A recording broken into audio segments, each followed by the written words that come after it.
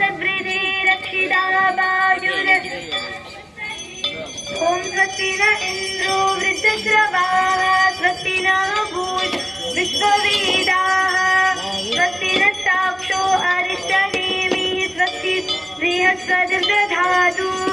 ॐ भद्रं कर्णेभिः शृणुयाम देवाः माक्षर्यजत्राः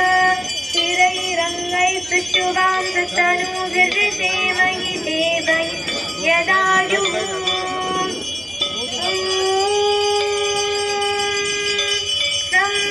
समित्युवसे यस्पदे समिध्यसे तनो वसून्या संवत्सध्वं संवदध्वं सम्भूमनांसि जानदा देवा भागै यथा पूर्वे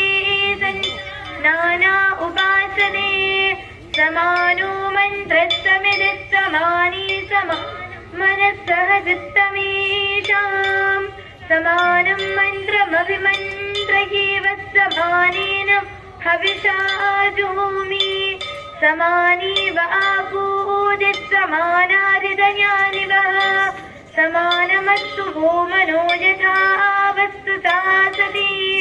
यज्ञेन यस्य मयगण्डदेवास्तानि धर्मान् तेहनाकं महिमानस्तकन्त यत्र भुवे साध्यास्सन्ति देवाः सुदामया वददा वेदमाता प्रचोदयन्तां पावमानी द्विजानाम् आयुप्राणं व्रजां पशुं कीर्तिं द्रविणं ब्रह्मवर्चसं मह्यं दत्त्वा प्रजद ब्रह्मलोकम् विष्णोर्नुकं वीर्याणि प्रवोचय्यप्प स्थीवानि विममेरजांसि यो अस्काभाजदुत्तारं सरस्तं विचक्रम त्रेधोरुगायः प्रतद्विष्णुस्तवदे वीर्येण मृगोरभीमक्कूजरोगीरिष्टा यस्योरिषु त्रिषु विक्रमाणेष्वधिक्षियन्ति भुवनानि विश्वा प्रविष्टावेशोषमेतुमन्मागिरीक्षित उरुगायाय वृष्णे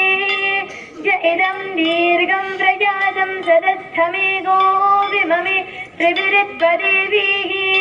यस्य त्रिपूर्णा मधुना वदान्यक्षीयमाना स्वदया वदन्ति उत्सृजातु पृथिवीमुदद्यामेघो दाधात् भुवनानि विश्वा तत्सवितुर्वरेण्यं भर्गो देवस्य धीमहि धियो यो न प्रचोदयात् अथ धनपाठः ॐ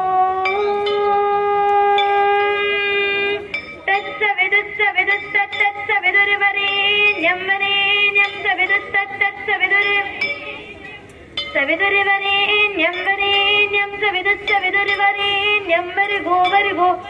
न्यं सवितुर्वरेण्यं भर्गाः वरेण्यं भर्गो वरेण्यं भर्गो देवस्य